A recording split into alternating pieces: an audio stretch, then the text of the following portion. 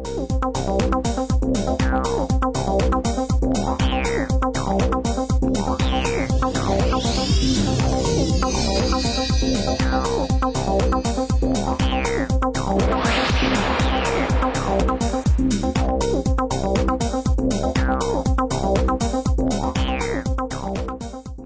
students, Assalamu alaikum.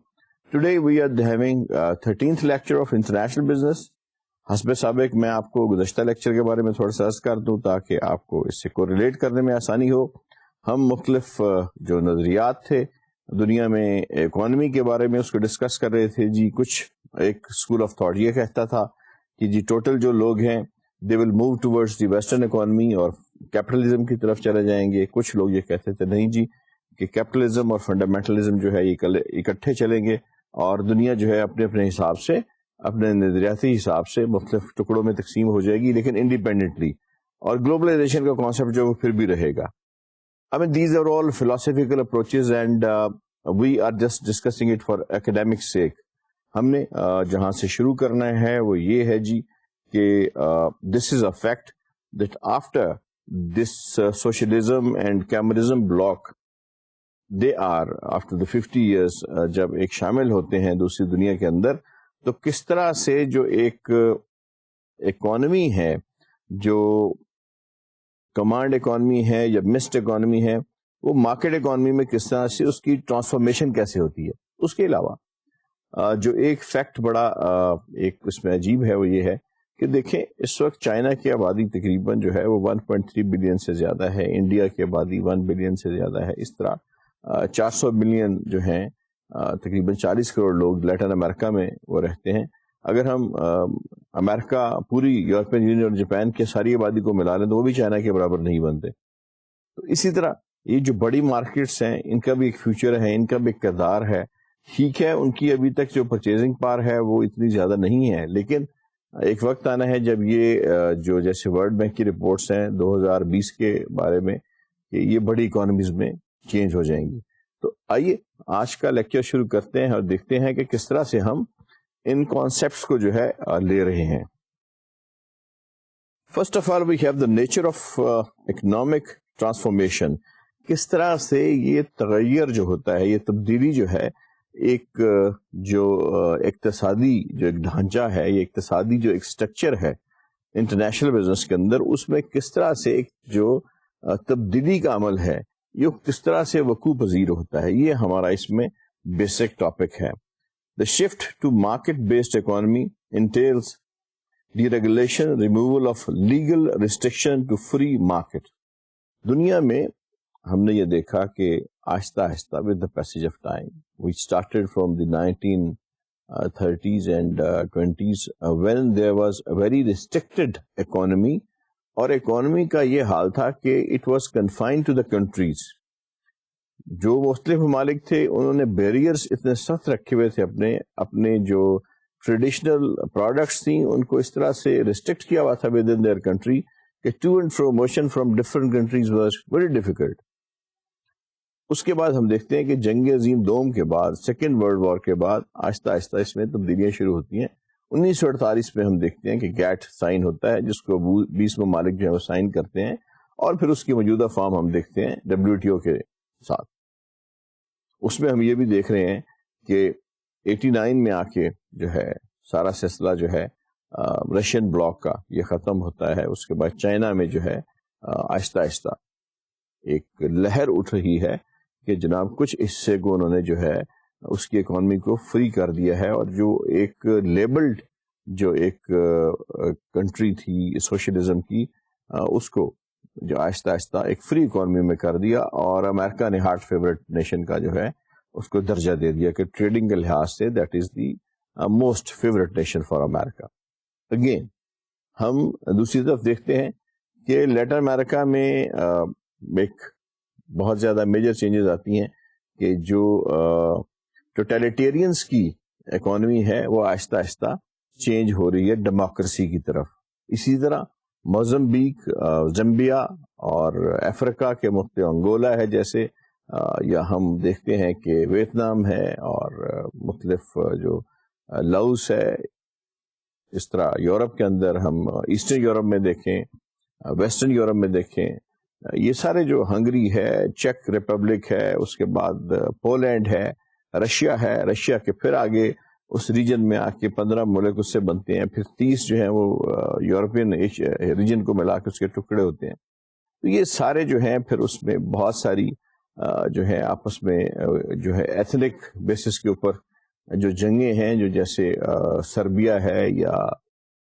جو چیچنس کا portion ہے وہ ہے، اسی طرح مختلف یہ جو ساری حصے ہیں، یہ ایک ساری جو اس ٹرانسفارمیشن کا، اس تبدیلی کے جو ایک سائیکل ہے اس کا وہ حصہ ہے، اور کس طرح سے یہ تبدیلیاں عمل پذیر آتی ہیں. بیسیکلی یہ جو ریس ہے، یہ جو ایک موومنٹ ہے، this is towards the market economy, free economy کی طرف سے ہم موو کر رہے ہیں. اب اس میں دیکھنا یہ ہے کہ فری اکانومی کی طرف جب ہم موو کرتے ہیں تو مختلف بیہیویئرز ہمارے سامنے کیا کیا آتے ہیں. آہستہ آہستہ دنیا کے سارے ممالک جو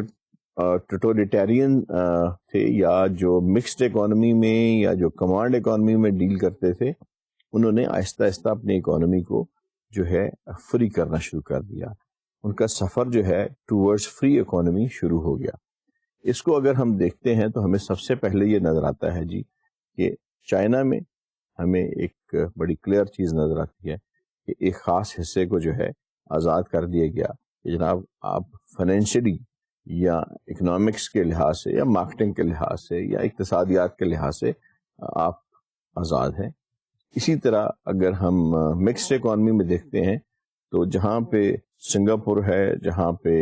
ہم دیکھتے ہیں کہ چلی ہے، یا جہاں پہ ہم دیکھتے ہیں ملیشیا ہے، وہاں پہ جہاں تک اقتصادی حالات ہیں ان کو بہت زیادہ آزادی دی گئی. یہ ٹھیک ہے کہ کچھ جگہوں پہ بہت سخت کنٹرول رکھا گیا، نیشنلائز انڈسٹریز کی گئیں، لیکن اقتصادی آزادی اور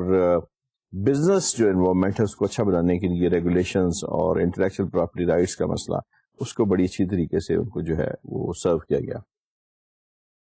یہ حصے تو کافی حد تک جو مکسڈ اکانومی کے حصے تھے آلریڈی سرو کر رہے تھے ایک پورشن کو، کہ جی کچھ حصہ مکسڈ اکانومی والے کنٹریز کا جو تھا وہ تو گورنمنٹ کے پاس تھا، اور باقی حصہ جو فری اکانومی تھی وہ لوگوں کے پاس تھی. لیکن سوال یہ پیدا ہوتا ہے کہ جب ہم بات کرتے ہیں ایک میجر ریجنز کی جس کے اندر رشیا آ جاتا ہے، ان کی اکانومی جو اسٹیٹ اونڈ اکانومی ہے، جہاں پہ اس حد تک اسٹیٹ کا کنٹرول تھا کہ جو آپ کی پرائس فکسیشن ہے، آپ کی جو پروڈکٹ کی کوالٹی ہے، پروڈکٹ کی جو کیٹیگرائزیشن ہے، اس تک جو دسترس ہے آپ کی نہیں ہے، بلکہ اسٹیٹ جو ہے اس کی ذمہ دار ہے اس کی پرائس کو مقرر کرنے کی، اس کے کوٹے کو مقرر کرنے کی، اس کا وے آف ڈسٹریبیوشن کو مقرر کرنے کی، ایون اس کی جو کاسمیٹکس ہیں، اس کی جو بظاہر شکل ہے، اس کو بھی ایک خاص جو ہے نہج پہ، ایک خاص شیپ پہ بنایا جاتا ہے تاکہ ایک مناٹنس جو ہے وہ چیزیں ساری جو ہیں وہ لگیں، اور آپس میں کہیں پہ یہ فرق محسوس نہ ہو کہ اس کی گاڑی مجھ سے اچھی ہے یا اس کی، کیونکہ ایکویلٹی کو وہ زیادہ اہمیت دیتے تھے جب تک کہ ان کی گورنمنٹ جو تھی وہ سوشلزم پہ یا کیمرزم کے اوپر بیس کرتی تھی. وقت کے ساتھ ساتھ یہ سلسلہ ختم ہوا، اور جو یہ ایک کمانڈ اکانومی تھی یا مکسڈ اکانومی تھی ٹوٹلیٹیرین ریجن کی، یہ تبدیل ہوئی فری اکانومی میں. ڈیموکریسیز بن گئیں ساری کی ساری، جو یہ ریاستیں تھیں، اور اس کے علاوہ جو رشیا تھا اس کے ٹکڑے ہوئے. اسی طرح جرمنی میں ایسٹ اور ویسٹ مل گئے. دوسری طرف سے اگر ہم دیکھتے ہیں تو چائنا نے لبرائزیشن کی، ادھر سے پھر ہم افریقہ میں دیکھتے ہیں کافی فرق پڑا. پھر ہم دیکھتے ہیں جی کہ یہی ایشیا کے اندر اگر ہم آئیں تو ہمیں جو اسپیشلی ہمارا پیسیفک ریجن ہے وہاں پہ ہمیں یہ مثال ملتی ہے. تو یہ ساری لیٹن امریکہ میں ہمیں مثالیں اس کی ملتی ہیں. تو یہ جو ساری موو ہے ٹورڈز مارکیٹ اکانومی، یہ it's not that easy way, یہ اتنا آسان رستہ نہیں ہے. آپ یہ صرف اندازہ لگائیں کہ وہ ممالک جہاں پہ لوگ ڈیکیڈ سے زیادہ 50 60 سال 100 سال سے جو ہیں وہ عادی ہیں کہ ایک مارکیٹ اکانومی جو ہے اس کی ایبسنس ہے، اور آپ کمانڈ اکانومی کے تحت کام کر رہے ہیں جہاں پہ آپ کا کوئی پرسنل انیشیٹو نہیں ہے اور پرسنل آپ کا کوئی اس میں گین بھی نہیں ہے اگر آپ کوئی چیز بیچ دیتے ہیں, یعنی آپ کی جو ذاتی دلچسپی ہے وہ اس میں مفقود ہے. تو ایک دم سے جب یہ مارکیٹ اوپن ہوتی ہیں تو اس طرح نہیں ہوتا کہ یہ ایک دم سے لوگ ساری چیزیں سیکھ جائیں, اکانومی فری ہو جائے اور فری ہو کے وہی اکانومی جو ہے وہ بوسٹ کر جائے. بیسیکلی ایک ایوولوشن کا پروسیس ہے, چاہے وہ موو ٹورڈز ڈیموکریسی ہے فرام ٹوٹیلیٹیرین سسٹم, یا وہ move towards the market economy ہے فرام مکسڈ اور کمانڈ اکانومی. ہر دو کے اندر, چاہے وہ کمانڈ اکانومی ہے یا مکسڈ اکانومی ہے, جب ہم مارکیٹ اکانومی کی طرف آتے ہیں تو ایک سٹیج ہے, ایک سٹیپس ہیں جو آہستہ آہستہ آہستہ جو کنٹریز ہیں وہ ان کو چڑھنے پڑتے ہیں, اور بڑی مشکل کے ساتھ جو ہے اس میں آپ ایک سٹیج پہ پہنچتے ہیں. اس میں بے شمار ایشوز آتے ہیں, ڈی ریگولیشن اس میں آتا ہے, پرائیویٹائزیشن آتی ہے, اس میں ایتھیکل میٹر آتے ہیں, اس میں پھر آپ کے رسک آتے ہیں, اس میں آپ کی کاسٹ آتی ہے. یہ ساری چیزیں ہم نے ڈسکس کرنی ہے. بیسیکلی جہاں تک ہم یہ دیکھتے ہیں کہ یہ جو ایک تبدیلی ہے ٹورڈز دی مارکیٹ اکانومی, اس کا جو اثر ہے بظاہر ہمیں کیا نظر آتا ہے. دیکھیے, جب شروع میں رشیا اور ان کے جو اتحادی ملک تھے, یعنی یا وہ ملک جو اس سے ڈیوائیڈ ہوئے, ایک یو ایس ایس آر سے 15 ممالک میں جو یہ بنے, شروع میں بڑا اچھا لگا انہیں کہ جی ایک اکانومی ہے, اور اس اکانومی کے ساتھ ساتھ جو مکسڈ اکانومی ہے یا کمانڈ اکانومی ہے, مکس تو نہیں تھی, it was a command economy, جہاں پہ ایک چیز کی جو فکسیشن ہے ریٹ کی, ایک چیز کی جو بظاہر اس کی کاسمیٹکس ہیں, اس کی پیکیجنگ ہے, وہ ساری کی ساری جو ہے وہ ایک پیٹرن پہ کی جا رہی ہے. اور پھر آپ ایک دم سے اس کو کہتے ہیں جی کہ ٹھیک ہے, آپ اس کو فری مارکیٹ کے اندر لے آئیں, جہاں پہ آپ کو پوری آزادی حاصل ہے اپنا بزنس کرنے کی, اپنے ریٹ مقرر کرنے کی, اپنی امپورٹ کرنے کی. اور پھر کیا اس ملک کی اقتصادی حالت آپ کی اس آزادی کو سسٹین کرتی ہے؟ یہاں پہ یہ فرق پڑا کہ نہیں. رشیا میں, یوکرائن میں, دوسرے ممالک میں جو اقتصادی حالت تھی وہ اس قابل نہیں تھی کہ وہ مارکیٹ اکانومی کو سسٹین کرتی یا اس کو وہ سہار سکتی. سہارا دینے کے لیے پھر وہی بات تھی کہ یا تو پھر ورلڈ بینک نے بہت سارے وہاں پہ جو ہے وہ جو امداد دی, ڈیٹس بہت سارے دیے, لوکل بینکس جو ہیں انہوں نے کافی وہاں پہ جو ہے جو قرضے دیے. پھر جب یہ قرضہ زیادہ ہو گئے تو پیپر کرنسی جو ہے وہ چھاپنی پڑی, اس سے پھر جو ڈیفیسٹ تھے بجٹ کے وہ بڑھ گئے. ڈیفیسٹ بڑھنے سے پھر یہ ہوا کہ مختلف جو ممالک تھی ان کی کرنسی جو تھی وہ ڈی ویلیویشن اس کی ہو گئی. ڈی ویلیویشن ہونے سے یہ نقصان ہوا کہ جو شرح تھی مہنگائی کی, انفلیشن ریٹس جو تھے وہ ان کنٹریز میں بہت بڑھ گئے. آپ یہاں سے اندازہ لگائیں کہ 1993 میں آ کے یوکرائن کے اندر یہ 10,000% جو ہے یہ ریٹ بڑھا. اسی طرح رشیا میں 834% یہ ریٹ جو ہے یہ بڑھا. ٹھیک ہے, وقت کے ساتھ ساتھ یہ ساری چیزیں کنٹرول بھی ہوتی گئی ہیں, اور ایک سٹیج یہ آئی کہ رشیا میں تقریباً جو یہ ریٹ تھا جس کو ہم 834% کہتے ہیں, یہ تقریباً کنٹرول ہو کے 8% پر منتھ کے اوپر آ کے انفلیشن کا جو ریٹ تھا یہ آ کے وہاں پہ کنٹرول ہو گیا. لیکن ایک جو جنگ ہے یا ایک جو ہم کہتے ہیں جد و جہد ہے ٹورڈز دی فری مارکیٹ, یہ اتنی آسان نہیں ہے. یوکرائن کو اگر ہم دیکھتے ہیں تو still they are facing lot of difficulties. Belarus کو دیکھتے ہیں, they are still they have change their government towards the social اور یا کمیونسٹ جو بلاک ہے انہوں نے توڑا اس کو, ڈیموکریٹ کو ڈیموکریسی کے تحت جو الیکٹ لوگ تھے ان کی پارلیمنٹ کو. یہ جو سفر ہے اتنا آسان نہیں ہے جس میں آپ اوور نائٹ جو ہے یا اوور اے ایئر اور 2 ایئرس آپ ایک دم سے چھلانگ لگا کے ایک فری اکانومی کی طرف جو ہے موو کر جائیں. سٹیپس ہیں, ایوولوشن ہے, ترقی کے پروسیس ہیں, اس میں کچھ لرننگ ہے, اس میں کچھ سیکریفائز کرنا پڑتا ہے, اور اس میں کچھ پروسیسز ہیں جن سے آپ کو گزرنا پڑتا ہے. ہم نے یہ دیکھنا ہے کہ جی what are the parts of this passage, اور یا یہ راستہ ہے اس میں کون کون سی چیزیں آتی ہیں. یا ہم جب چلتے ہیں towards market economy, towards free economy from a totalitarian region, تو ہمیں کون کون سی بیچ میں مختلف جو چیزیں ہیں ان کو ہٹانا پڑتا ہے. پھر اس کے ساتھ ساتھ رسک کیا کیا ہیں, اور اس کے ساتھ ساتھ اس کے کاسٹ فیکٹر جو ہیں وہ کیا کیا ہیں. سب سے پہلے جس کی ہم بات کریں گے that is D regulation. What is deregulation? Deregulation is removal of legal restrictions to free markets. کچھ ممالک ہوتے ہیں جن کے اندر گورنمنٹ نے ریسٹرکشنز لگائی ہوتی ہیں اور وہاں پہ آپ فریلی موو نہیں کر سکتے. مثلا میں آپ کو مثال دیتا ہوں, ہم زیادہ دور نہیں جاتے. جب تک تو اکانومیز جو تھیں وہ کمانڈ اکانومیز تھیں سوشلسٹ بلاک میں یا کمیونسٹ بلاک میں, تو ٹوٹل ریسٹرکشنز تھی. کسی بھی آدمی کو, چاہے وہ لوکل تھا یا فارنر تھا, یہ اجازت ہی نہیں تھی کہ وہ فری اکانومی کا نام بھی لے سکتا. ایون میڈیا کے اوپر یا اس قسم کے جو مختلف پراپوگنڈا تھا اس کے اوپر پابندی تھی, اور ایک بڑی کولڈ وار جو ہے, بائی پولر کولڈ وار جس کو ہم کہیں گے, وہ چل رہی تھی. لیکن یہ بات جو ہے یہ صرف ہم اس کو یہ نہیں کہہ سکتے کہ this is only restricted to the communism اور سوشلزم.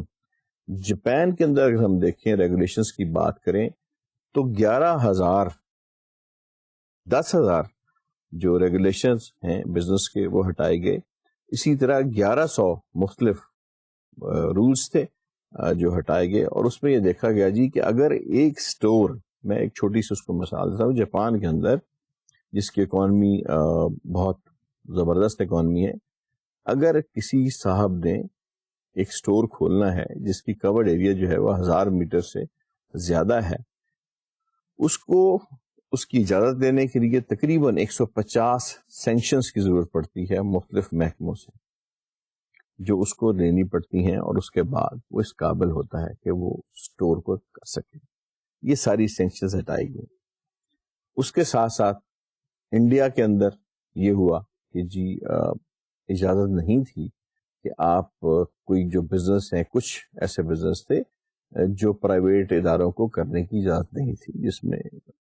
بہت ساری چیزیں تھیں. اس میں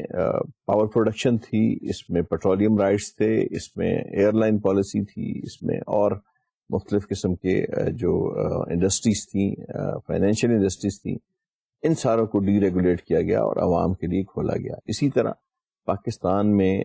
بہت ساری چیزیں جو ہیں, جیسے ایئر لائنز ہیں, اس میں دعوت دی گئی کہ پرائیویٹ سیکٹر سے جس کا جی چاہتا ہے آئے اور لگائے. ٹیلی کمیونیکیشن سیکٹر میں پاکستان میں جو ہے یہ اوپنلی ڈی ریگولیٹ کیا گیا کہ جناب باہر سے کمپنیاں, لوکل کمپنیاں, بے شمار لوکل کمپنیاں آئیں جو مختلف شعبوں میں انہوں نے اپنا جو ہے سی ڈی ایم اے میں, اس میں موبائل فون میں, ویلیو ایڈیشن میں بے شمار کمپنیوں نے اپنے جو ہے وہ نام بنایا. اسی طرح اب گورنمنٹ جو ہے اس نے ٹرانسپورٹیشن کے اندر اس نے مختلف اور جو ریجنز ہیں جہاں جہاں پہ میڈیا ہمارا دنیا کا سب سے جسے قابل رشک حد تک آزاد میڈیا ہے, جس میں اتنے چینلز, اتنے زیادہ ریڈیو اسٹیشنز کے جو مختلف فریکوینسیز الوکیٹ ہوئی ہیں کہ جس کی کوئی انتہا نہیں ہے. تو یہ ڈی ریگولیشن کی پالیسی جو ہے یہ بڑی تیزی کے ساتھ عمل میں جاری ہے, اور یہ ایک سفر کا حصہ ہے جو آپ آزاد اکانومی کی طرف کرتے ہیں. ڈی ریگولیشن اس میں ایک بہت بڑا سنگ میل کی حیثیت ہے اس میں, کہ آپ نے چیزوں کو ڈی ریگولیٹ کیا towards a better economy. جیسے میں نے عرض کیا کہ رشیا کے اندر یا دوسرے ممالک کے اندر جب ڈی ریگولیشن ہوئی تو سب سے بڑا اس میں مسئلہ یہ تھا کہ انڈسٹریز جو تھی ساری کی ساری, محکمے جو سارے کے سارے تھے, پروڈکشن جو ساری کی ساری تھی, اس کے علاوہ سارا جو سسٹم تھا وہ اسٹیٹ اونڈ تھا.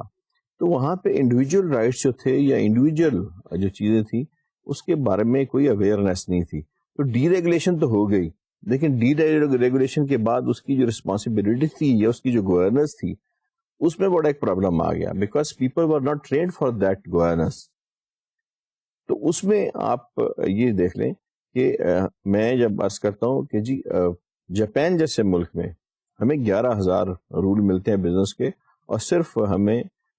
جو ایک چھوٹے سے پرمٹ کے لیے ایک دکان یا ایک سٹور کے لیے 150 جو ہے وہ جو مختلف بروکریسی کے چینلز ہیں ان سے ہمیں سینکشنز دینی پڑتی ہیں. تو یہ آہستہ آہستہ ایک سفر ہے جو ڈی ریگولیشن کی طرف آ رہا ہے. بہت سارے ممالک نے ڈی ریگولیشن کیا. اس میں ہم چائنا کی بات کرتے ہیں, اس میں ہم پریویس جو یو ایس ایس آر تھا اس کے بعد جو ریاستیں بنی اس کی بات کرتے ہیں, ایسٹرن یورپ کی بات کرتے ہیں. اس کے بعد ہم مختلف اکانومیز جو ہیں افریقہ کی اور لیٹن امریکہ کی, وہاں پہ ڈی ریگولیشن ہوئی. Brazil is for that purpose, وہاں پہ بہت زیادہ ڈی ریگولیشن جو ہے وہ ہوئی. تو یہ ایک حصہ ہے فری اکانومی کا جس کے اندر ڈی ریگولیشن جو ہے وہ ہم ڈسکس کر رہے ہیں. اس کے بعد ہمارے پاس ہے جی privatisation, transfer of state ownership of property into private hands. میں نے جیسے عرض کیا کہ جب ہم بات کرتے ہیں ٹوٹیلیٹیرین گورنمنٹ کی, اس میں ایک چیز ہمارے سامنے آتی ہے. آپ کا مینوفیکچرنگ کا شعبہ ہے, سروسز کا شعبہ ہے, نقل و حمل کے ذرائع ہیں, میڈیا ہے, مینوفیکچرنگ ہے, کوئی بھی شعبہ ہے. تو ٹوٹیلیٹیرین جو ریجن تھا اس کے اندر چاہے وہ کمانڈ اکانومی تھی, اس کے اندر یہ ساری چیزیں اسٹیٹ اونڈ تھیں. کیونکہ کمانڈ اکانومی جو ہے اس کا بیسک مقصد یہ ہے کہ ہر چیز کی جو قیمت ہے وہ اسٹیٹ مقرر کرے اور ہر ایک بندے کے لیے اس کو ایکول جو ہے اپرچونٹی بنایا جائے کہ جی ایک ہی پرائس سارے لوگ پے کریں, ایک ہی اسٹینڈرڈ کی چیز سارے لوگ خریدیں, اور پاسبلی ایک ہی طرح کے جو ڈیپوز بنے ہوئے ہیں یا آؤٹ لیٹس بنے ہوئے ہیں گورنمنٹ کے, اسٹیٹ اونڈ ہیں وہ بھی, ان سے اس کو خریدا جائے. اب بات یہ ہے کہ جب آپ کی کمانڈ اکانومی ہے اور آپ ہی نے اس کو ڈکٹیٹ کرنا ہے, تو اس کے اندر پھر آپ اس وقت تک ڈکٹیٹ نہیں کر سکتے جب تک ادارے آپ کی ملکیت نہ ہوں. اسی لیے ان ممالک میں جو ایکس تھے کمیونسٹ بلاک تھے, جو ڈیموکریسی سے دور تھے, وہاں پہ ساری کی ساری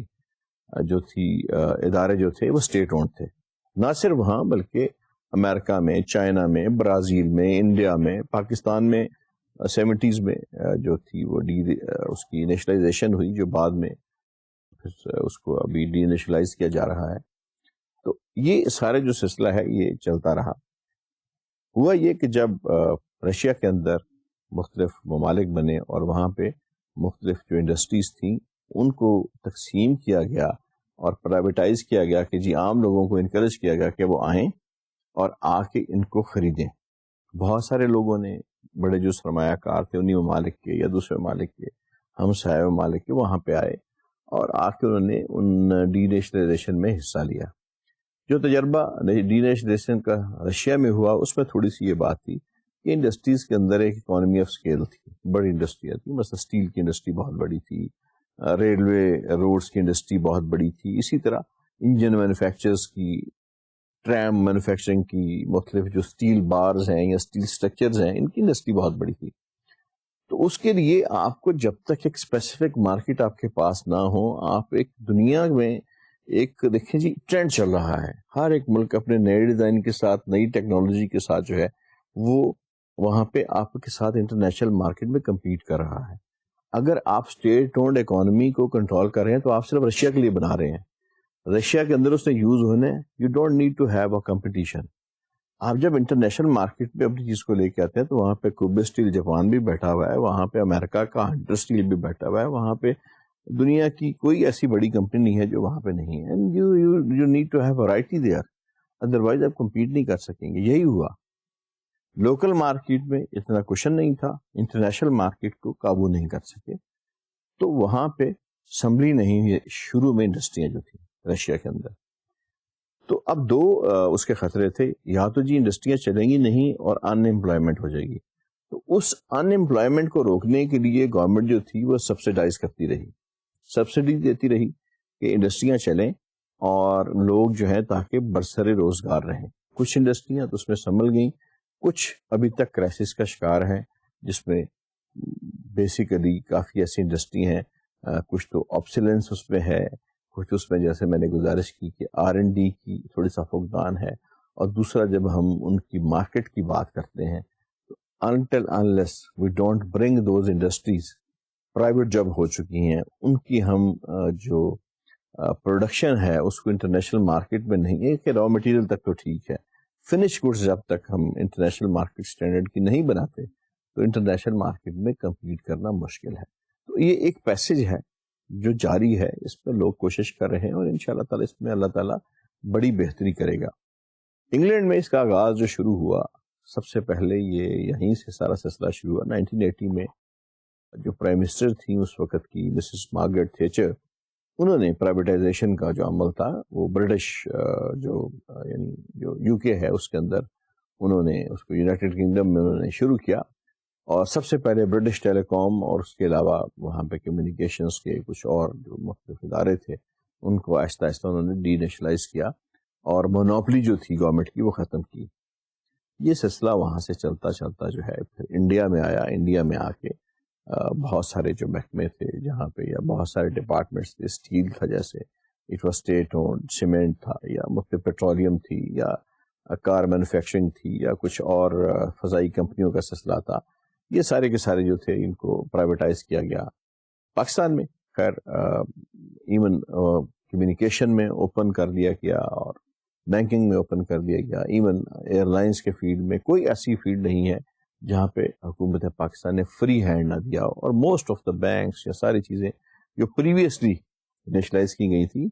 پھر موجودہ حکومت نے سب کو ڈی نیشنلائز کر دیا, تاکہ جب ہم ایک چیز کو ایسے لوگوں کے پاس دیں گے جو انٹرپرینورز ہیں, اوپن مارکیٹ کے اندر بیٹھے ہوئے ہیں, تو وہ اس کو انٹرنیشنل مارکیٹ کے اندر لے کے جائیں گے, اس کی اپ گریڈیشن کریں گے اور ان کو یہ پتہ ہے کہ یہ انڈسٹری چلے گی تو ہم کھائیں گے, اگر ہم انڈسٹری کو چلائیں گے نہیں تو ہم کما نہیں سکیں گے. جبکہ جب اسٹیٹ اونڈ ادارہ ہوتا ہے اس کو یہ پتہ ہوتا ہے کہ ہم اس کو چلائیں یا نہ چلیں, گورنمنٹ اس کو سپورٹ کرے گی اور ہمیں سیلریز وغیرہ جو ہے وہ مل جائیں گی. تو وہاں پہ جو محنت ہے وہ تو ضرور ہوتی ہے, لیکن جو انٹرپرینوریل ایک فلفلمنٹ ہے یا ایک ریوارڈ کا جو ہے نا وہ فقدان ہوتا ہے. اور جہاں پہ یہ دو فیکٹرز آ جائیں وہاں پہ پروڈکٹیوٹی کی جو انالیسز ہے وہ کیا جائے تو اس کے اندر ایک تو ورائٹی نہیں ہوتی اور دوسرا اس میں ایک جو ویکیوم ہے وہ آ جاتا ہے, اس میں ایک ترویج نہیں ہوتی, اس میں سٹیپس نہیں ہوتے. تو اگر ہم اسی طرح افریقہ میں دیکھتے ہیں تو زمبیا کے اندر, موزمبیق کے اندر, زمبیا میں تقریباً 143 انڈسٹریز جو تھیں وہ ڈی نیشنلائز ہوئیں. موزمبیق کے اندر بہت ساری انڈسٹریز اور بڑے اچھے تجربہ ہوا. اسی طرح پولینڈ کے اندر فارمر جو ایسٹ جرمنی تھا اس کے اندر بہت زیادہ جو بڑی انڈسٹریز تھیں جو لیبر انٹینسو تھی, وہ وہاں کے بڑے ریناؤنڈ بزنس مین تھے جنہوں نے خریدی ویسٹ جرمنی کے. They brought new machinery, rehabilitation کی, پاور پلانٹس, اس میں مختلف انجنز بنانے کے کارخانے, اسٹیل ملز تھی, اس میں ریلوے کے مختلف یونٹس تھے, اس ٹیکسٹائل یونٹس تھے, ان کو سب کو ریہیبلیٹیشن ان کی. اسی طرح اگر ہم لیٹن امریکہ میں دیکھتے ہیں تو وہاں بھی ہوا. پھر اس کے علاوہ Brazil is a big market for that. Brazilians نے بہت زیادہ ڈی نیشنلائزیشن کے اپنے ادارے جو ہیں وہ فری کیے اور کہا جی کہ ٹھیک ہے آپ اس کو جو ہے لے کے جا سکتے ہیں, اور مختلف انٹرنیشنل کمپنیز تھیں ان کو فری کیا کہ جی, جس میں ایک امریکہ کی نیشنل کمپنی تھی بہت بڑی ٹیلی فون کی جس نے سب سے پہلے وہاں پہ انویسٹمنٹ کی شروع موبائل فون کے اندر. تو ڈی نیشنلائزیشن بیسیکلی ایک بہت بڑا سٹیپ ہے جہاں سے ہم موو کرتے ہیں ٹوورڈز دی فری مارکیٹ یا فری اکانومی. تو یہ بھی ایک پارٹ ہے, اسینشل پارٹ ہے. اور یاد رکھیے کہ ہم نے ڈی نیشنلائزیشن میں پاکستان جو ہے وہ بہت آگے جا چکا ہے, اور ہم نے اپنی تقریباً جو ساری میجر انڈسٹریز 70s میں جو نیشنلائز ہوئی تھیں ان کو واپس جو ہے ڈی نیشنلائز کر دیا ہے, تاکہ ترقی کے عمل میں کہیں پہ کوئی رکاوٹ نہ ہو اور ہم دوسری دنیا کے ساتھ برابری کے ساتھ ہم اس دوڑ میں, ترقی کی دوڑ میں حصہ لے سکیں. نیکسٹ ہم دیکھتے ہیں جی ہمارے پاس کیا ہے. دین وی ہیو جی legal system, creation of system to protect property rights. کسی ملک میں جو آپ کی اٹریکٹیونیس ہے یا کسی ملک میں جب آپ سلیکشن کرتے ہیں کہ اس ملک میں مجھے سرمایہ کاری کرنی چاہیے یا نہیں, تو یہ ٹھیک ہے کہ آپ اس کے جو ہے سیاسی سٹرکچر کو دیکھتے ہیں, آپ اس کے اقتصادی سٹرکچر کو دیکھتے ہیں, آپ اس کی جو ایتھنک گروپس ہیں ان کو دیکھتے ہیں, آپ وہاں پہ اور بڑی چیزیں دیکھتے ہیں. لیکن سب سے پہلے آپ یہ دیکھتے ہیں جی کہ کیا اس ملک میں میں جو مصنوعات لے کے جا رہا ہوں مجھے وہاں کی گورنمنٹ اس کی پروٹیکشن دے گی؟ کیا لوکل لا اور ان کی امپلیمنٹیشن وہاں کی کورٹس اس قابل ہیں کہ میری جو پروڈکٹس ہے اس کو پائریسی سے بچا سکیں، یا میری جو پروڈکٹ وہاں پہ مینوفیکچرنگ ہوتی ہے اس کو کوئی اور جو ہے وہ مینوفیکچر سائملٹینیسلی نہ کر لے؟ مثلا 1990 میں انڈیا نے یہ کیا کہ جی ایک قانون بنا دیا کہ جتنے لوگ یا جتنی بڑی کمپنیز ملٹی نیشنلز انڈیا میں کام کر رہی ہیں وہ ساری کی ساری لوکل جو ہیں ان سے جوائنٹ وینچر کرے کمپنی سے. تو دو بڑی کمپنیز امریکہ کی، اس میں ایک مشروبات کی کمپنی تھی اور ایک دنیا کی بہت بڑی کمپنی کمپیوٹرز کی تھی. They just packed from India and they went back. انہوں نے کہا جی کہ یہ سب سے بڑا مسٹرسٹ کریٹ کیا گیا ہے. جب آپ ہمیں یہ کہہ رہے ہیں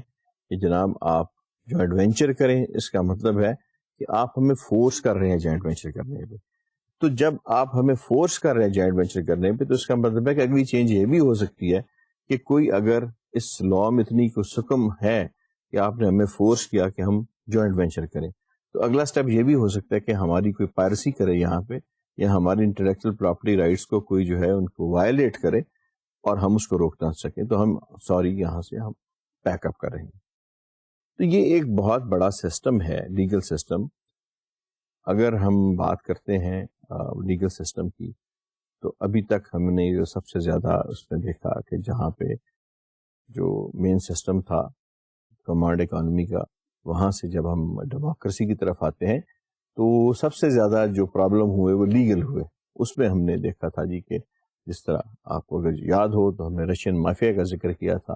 کہ بہت سارے لوگوں کو وہاں یہ پرابلم ہوا سرمایہ کاروں کا. یکوزا کا ہم نے ذکر کیا تھا، وچ جاپنیز مافیا ان امریکہ جاپان، جو بے شک اتنی فعال تو نہیں ہے لیکن بہرحال اس کا ایک وجود ہے. اسی طرح مختلف جو لیگل سسٹمز ہیں وہ ابھی تک جو ان اکانومیز میں، جو ٹرانزیشن اکانومیز ہیں ان میں ویک ہیں یا اس کی امپلیمنٹیشن ویک ہے. جیسے رشیا میں لیجسلیشن بھی ویک ہے اور لیجسلیشن کی انفورسمنٹ بھی ویک ہے،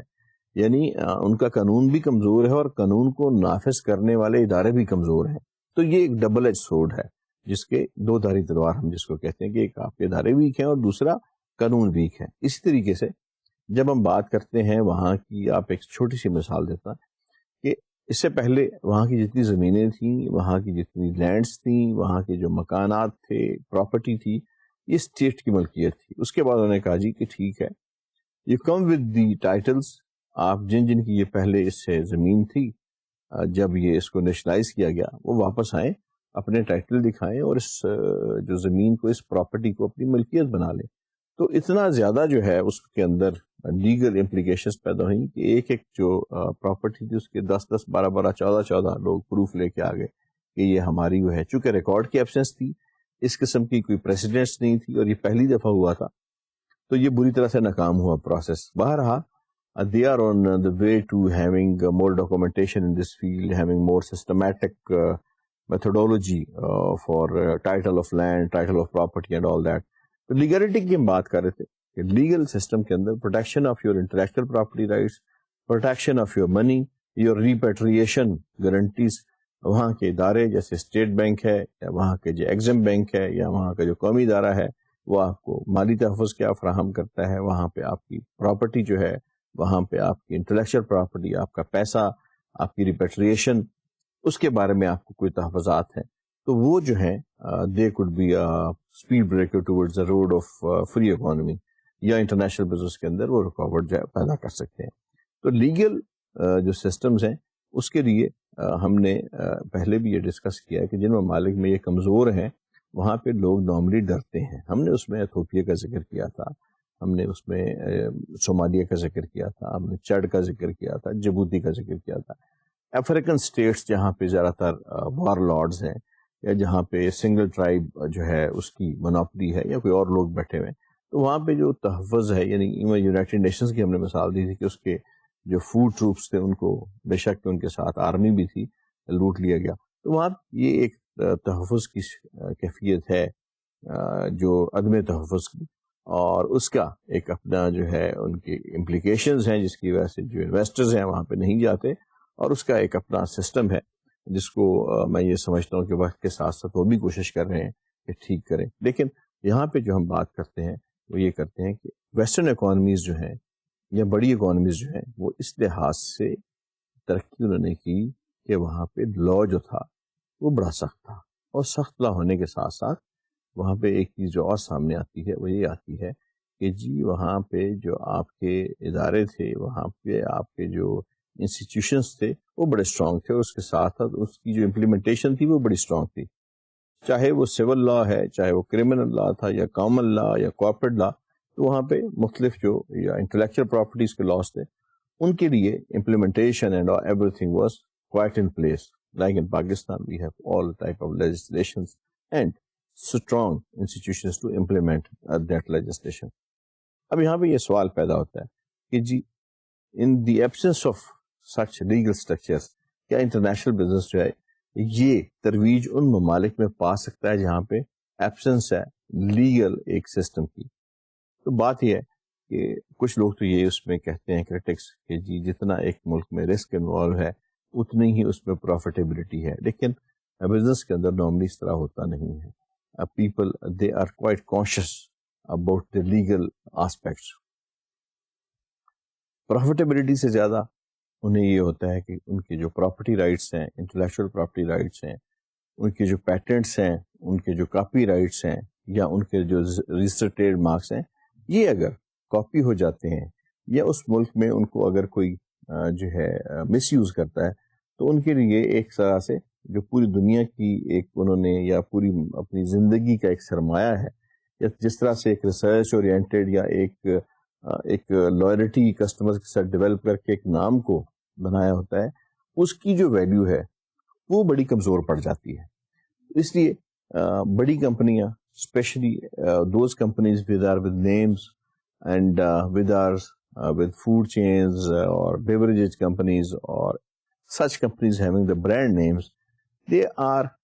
having the most stressful thing in the law. Protection for the legal جو اس میں لیگل پروٹیکشن ہے وہ انٹلیکچوئل پراپرٹی رائٹس کو سب سے پہلے دیکھتے ہیں کہ جی وہاں پہ ہمیں تحفظ اس کا کتنا ہے. اسی لیے WTO کے اندر بھی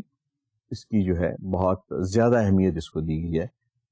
جو انٹلیکچوئل پراپرٹی رائٹس کو. اس کے بعد پھر وہ سیکنڈلی جو ہے دیکھتے ہیں جی کہ وہاں پہ حکومت جو ہے اس کی پالیسیز جو ہیں وہ اقتصادی پالیسیز کیا ہیں، وہاں کا جو اسٹیٹ بینک ہے یا ایگزم بینک ہے، ڈپینڈ کرتا ہے ملک کی سسٹم پہ کہ وہ ایگزم بینک اس کو کہتے ہیں، اسٹیٹ بینک کہتے ہیں یا نیشنل بینک کہتے ہیں، تو وہ کتنا آپ کو دیتا ہے، تحفظ دیتا ہے فار یور ریپیٹریشن، آپ کے زیر مبادلے کے تحفظ کے لیے، آپ کی جو پیسہ ہے اس کے تحفظ کے لیے، یا وہاں کا جو لوکل سٹرکچر ہے وہ آپ کو کتنا جو ہے آپ کو سپورٹ کرتا ہے to move into the society as a foreigner.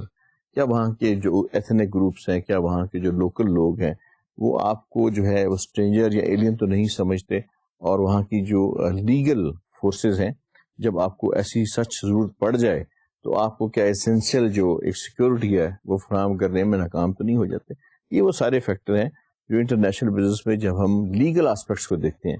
کہ جی ان کی کس حد تک فوقیت ہے تو اس کے اندر مد نظر رکھنے پڑتے ہیں. میں نے جیسے عرض کیا کہ ان ممالک میں جہاں پہ ٹرانزیشن اکانومیز یا جہاں پہ نئی جو ہے حکومتیں ٹورڈز ڈیموکریسی کی طرف آئی ہیں، ٹوٹیلیٹیرینزم سے، وہاں پہ آ کے یہ معاملات ہمیں درپیش ہیں، اور اسی لیے وہاں پہ فارن انویسٹرز کا جو رخ ہے وہ کم ہے. تو یہ ایک لمحہ فکریہ ہے، اور ان ممالک میں کوشش ہو رہی ہے کہ ان کو زیادہ سے زیادہ فرینڈلی بنایا جائے ان لوگوں کے لیے جو وہاں پہ انویسٹمنٹ کرنا چاہتے ہیں. اس کے بعد جی ہے امپلیکیشن فار بزنس اٹریکٹیونیس. کہ جی کسی بھی بزنس کے لیے جو آپ نے کسی ملک میں کرنا ہے تو اٹریکٹیونیس جو ہے اس کے درجات کیا ہیں، یا اٹریکٹیونیس کی حیثیت کیا ہے. کس طرح سے آپ کہہ سکتے ہیں کہ یہ ملک مجھے زیادہ اٹریکٹیو نظر آتا ہے، یہ ملک مجھے کم اٹریکٹیو نظر آتا ہے، اس ملک میں میں انویسٹمنٹ کروں گا، اس ملک میں انویسٹمنٹ کم کروں گا، اس میں نہیں کروں گا. تو اس کے لیے سب سے پہلے جو چیز ہے وہ تو یہ ہے جی کہ وہاں پہ جو ہے آپ کی انٹلیکچوئل پراپرٹی رائٹس کی حفاظت. سیکنڈلی وہاں پہ آپ کو legal protection as citizen of some other countries. تیسرا وہاں پہ اقتصادی اصلاحات آپ کو اپنا پیسہ فریلی لانے واپس لے جانے کی سہولت ملے. دین جو ایک بہت ضروری چیز ہے which is quite common in Pakistan, it's the foreign risk insurance. کہ آپ فرض کیا کسی ملک میں اپنے ڈالرز یا پاؤنڈ یا اسٹرلنگ یا آپ یورو کوئی بھی سکہ لے کے جاتے ہیں, کرنسی لے کے جاتے ہیں, تو کیا اس ملک کے قوانین آپ کو اس چیز کی اجازت دیتے ہیں کہ when you earn profit and you want to repatriate your profits and your money, تو آپ کو وہی پیسہ وہ آپ کو واپس ملے اور اسی فارم میں آپ اس کو لے کے جا سکیں. میں اس کی مثال ایسے دیتا ہوں کہ جیسے فرض کیا پاکستان میں ایک امریکن کمپنی آئی ہے اور وہ امریکن کمپنی پاکستان میں انویسٹمنٹ کر رہی ہے ڈالرز میں. ظاہر ہے جب وہ یہاں پہ کام کریں گے تو یہاں پہ جو ان کی آمدنی ہوگی وہ تو روپے میں ہوگی. فرض کیا وہ ایک فوڈ چین ہے اور وہ فوڈ چین جو ہے وہ اپنی جو ہے لوکل سیل کر رہی ہے. اب اس نے جو انویسٹمنٹ کی جس کے ذریعے وہ پاکستان میں آئی اور یہاں پہ انہوں نے اپنے جو اسٹرکچر ہے بنایا, اپنا سلسلہ چلایا, انویسٹمنٹ کی, جو فورن ڈائریکٹ انویسٹمنٹ کی, وہ تو ساری ڈالرز میں تھی. اب جو ان کو آمدنی ہو رہی ہے وہ انہوں نے واپس لے کے جانا اپنے ممالک میں, تو ظاہر ہے وہ اس کو روپے میں تو نہیں لے کے جائیں گے. تو یہ ایک بہت بڑی لیگل جو ہے رعایت ہے, ایک بہت بڑا ایک کمیونٹی ہے جو کو ملک دیتا ہے جی کہ ٹھیک ہے ہم آپ کو یہ تحفظ فراہم کرتے ہیں کہ اگر آپ اپنا پیسہ جو ہے ڈالرز میں لے کے آئے ہیں تو آپ ڈالر میں واپس لے کے جائیں گے, اگر آپ اپنا پیسہ آپ پاؤنڈ میں لے کے آئے تو پاؤنڈ میں لے کے جائیں گے, اور اگر یہ آپ کی مرضی ہے آپ جس کے اندر اس کو واپس لے کے جانا چاہیں گے. اور اس کے ساتھ ساتھ حکومت پاکستان جو ہے وہ آپ کو فورن رسک انشورنس جو ہے, اسٹیٹ بینک آف پاکستان جو ہے وہ آپ کو یہ جس کو ہم فیری کہتے ہیں یعنی فورن ایکسچینج رسک انشورنس, یعنی وہ آپ کے $1 کے بدلے یہ آپ کو تحفظ فراہم کرتا ہے کہ جی ہم آپ کو اندالطلع جب آپ کو ضرورت ہوگی $1 کی بجائے ہم کو $1 ہی دیں گے. تو یہ ایک اتنی بڑی ایک کمیونٹی ہے, اتنا بڑا ایک لیگل ایک جو ہے سہارا ہے جو انویسٹر کو ملتا ہے. بالکل یہی چیز جب وہ ایکسپیکٹ کرتے ہیں ان ممالک میں جہاں پہ جن کنٹریز میں لوکل کرنسی کی ڈیویلویشن ہوتی ہے, یعنی جہاں پہ پیپر منی زیادہ ہوتی ہے, جہاں پہ آپ کی جو کرنسی ہے لوکل وہ فورن کرنسی کے مقابلے میں ویک ہوتی ہے, تو وہاں پہ یہ مسائل بڑے ہوتے ہیں. یعنی آپ نے لوکل کرنسی جب لی اور جب آپ اس کو کنورٹ کراتے ہیں اپنی فورن کرنسی کے اندر اور وہاں پہ پھر آپ کو اس کو بھیجنا پڑتا ہے, تو اس ملک کے اندر اتنے گرڈس یا اتنے اس کے اندر لیگل سسٹم نہیں ہوتا یا ان کا بینکنگ سسٹم اتنا اسٹرانگ نہیں ہوتا کہ وہ آپ کے پیسے کو آپ اس کو ریپیٹریٹ کر سکیں. جیسے یوکرائن ہے, جیسے رشیا ہے, بیلاروس ہے, کازکستان ہے, تاجکستان ہے, لیبیا ہے. بہت مشکل آپ کو پیش آتی ہے جب آپ یہ کہیں جی کہ ہم پاؤنڈز میں پیسہ لائے تھے اور ہم اس کو پاؤنڈز میں واپس کرنا چاہ رہے ہیں. تو یہ مختلف تحفظات ہیں, مختلف جو لیگل جو بینیفٹس ہیں جو ایک انویسٹر انٹرنیشنل بزنس کا چاہتا ہے کسی ملک میں انویسٹمنٹ کرنے سے پہلے, اور یہ اس ملک کا فرض ہے کہ وہ اس کو فراہم کرے. میں نے پھر وہیں ہم اسی بات پہ آ جاتے ہیں کہ جس وجہ سے ان اقتصادی ممالک میں جہاں پہ ہم کہتے ہیں کہ ٹوٹلیٹیرین ریجن تھے اور پھر ڈیموکریسی کی طرف وہ موو ہوئے, وہاں پہ لوگوں کے نہ جانے کی ایک بڑی وجہ یہ بھی تھی کہ سکم تھے کچھ لیگل ان معاملات کے اندر, جس کی وجہ سے پیسے کا حصول, پیسے کو واپس لے کے جانا, اس کا تحفظ, اس کی جو ہے ریپیٹریشن, وہ ایک مسئلہ تھا. اس لیے وہاں پہ جو نسبتاً انویسٹمنٹس کا لیول ہے وہ کم ہے. پھر یہ بھی میں یہاں پہ ایک آپ کو عرض کر دوں کہ ضروری نہیں کہ لیگل جو آپ کا سسٹم ہے وہ وہیں پہ اچھا ہوتا ہے جہاں پہ ڈیموکریسی ہو. آپ نے دیکھا ان اکانومیز میں جہاں پہ ٹوٹل ڈیموکریسی نہیں ہے بلکہ مکس مارکیٹ ہے, لائک سنگاپور ہے, ان ممالک میں آپ دیکھیں کہ ٹھیک ہے ایک پورشن بالکل کنٹرولڈ ہے. اینڈ میں نے اس دن بھی آپ سے عرض کیا تھا مسٹر کوان لی کا بیان کہ جی انہوں نے کہا کہ جی ٹھیک ہے اگر میں نے اس کو کنٹرول کیا ہوا تو that is for discipline, otherwise they will go wild. تو میں نے اس کے لیے کیا ہوا اقتصادی لحاظ سے میں نے ٹوٹلی فری کیا ہوا ان کو. تو دنیا میں موسٹ فیورٹ جو ٹرمینالوجیز ہیں ان کے لحاظ سے جو ہے کچھ اٹریکٹیونیس کے درجے دیے جاتے ہیں. اس میں ایک امریکہ کی فاؤنڈیشن ہے,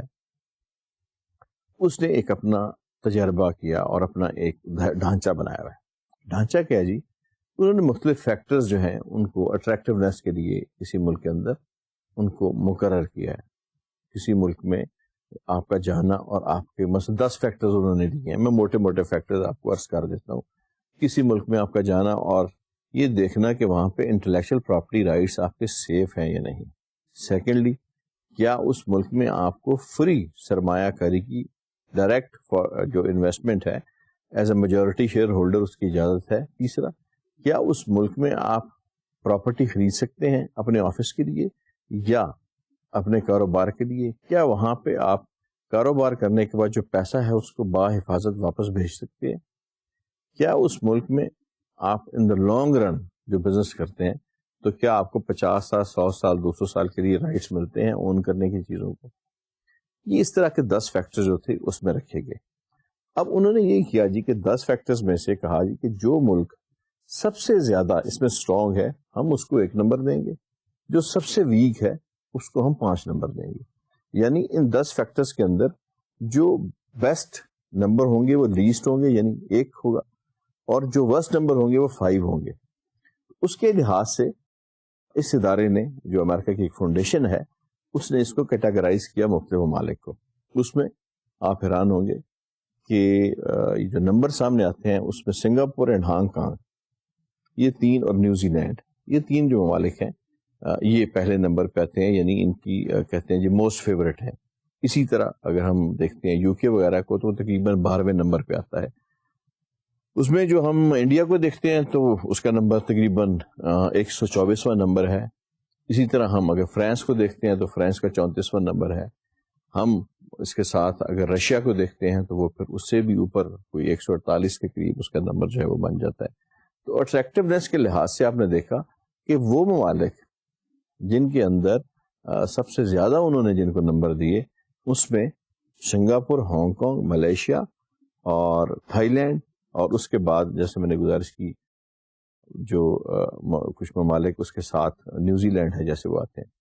اب اگر ہم سنگاپور کی بات کرتے ہیں تو ہم یہ نہیں کہہ سکتے جی کہ سنگاپور میں اس لیے نمبر زیادہ دیے گئے اور اس لیے اس کو موسٹ اٹریکٹیو کیا گیا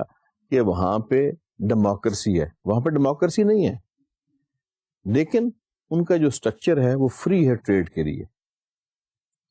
کنٹرولڈ اکانومی ہے صرف اس سینس میں جہاں پہ اس کی کنٹرول کی ضرورت ہے. پرائیویٹ لوگوں کے لیے, عوام کے لیے, آپ کے ٹریول کے لیے, آپ کی فیسلٹیز کے لیے, فارنرز کے لیے فری اکانومی ہے. یہی پاکستان میں ہے. کسی بھی بیرونی سرمایہ کار کے لیے فری اکانومی ہے. وہ جب مرضی چاہے پیسے لے آئے, لے جائے, جہاں مرضی رکھے, جس مرضی کرنسی میں رکھے, جہاں 100% اونرشپ پہ کمپنی رجسٹر کرائے, جس مرضی چیز کی فیکٹری لگائے, موو کرے فریلی. انٹلیکچوئل پراپرٹی رائٹس کے لاز ہیں, he can have his own change, اور بہت سارے یہاں پہ چینج آئی جو بڑی سکسیسفلی چل رہی ہے. تو بات یہ ہے کہ اٹریکٹیونیس میں آپ نے یہ دیکھا کہ ٹھیک ہے انہوں نے اگر ہانگ کانگ کو کہا تو ہانگ کانگ بھی پہلے برٹش کالونی تھا. اس کے بعد جب چائنا میں آیا تو چائنا نے سب سے پہلے اس کو اپنے کمیونزم بلاک کا حصہ بنایا, اور اس کے بعد جو ہے وہاں پہ جو ڈیموکریسی کے تھری جو الیکٹروٹ تھی اس کو ختم کیا. تو بات یہ ہے کہ یہ بہت ضروری ہے کہ آپ کا پولیٹیکل سسٹم کوئی بھی ہے, چاہے وہ ڈیموکریسی ہے, چاہے وہ مکسڈ اکانومی ہے, چاہے وہ کمانڈ اکانومی ہے, لیکن جو حصہ اس کا کاروبار کے ساتھ منسلک ہے, اسپیشلی فورن انویسٹر کے ساتھ منسلک ہے, اس کو علیحدہ سے آزاد کرنا بہت ضروری ہے. تو یہ ایک جو لیگل ہے, اور اس کے بعد ہم اٹریکٹیونیس کی جو بات کرتے ہیں اس میں ایک بہت بڑا پوائنٹ سامنے آتا ہے کہ اٹریکٹیونیس کے اندر بے شمار فیکٹرز جو ہیں وہ پیدا ہو جاتے ہیں. اور پھر کچھ ممالک میں اٹریکٹیونیس ایسے بھی ہوئی کہ جی فرض کیا ہم 1960 کی بات کرتے ہیں. 1960 میں پاکستان کی اور کوریا کی جو اکانومی تھی وہ تقریباً برابر تھی, ساؤتھ کوریا کی. اب یہ ہے کہ اس وقت جو لوگ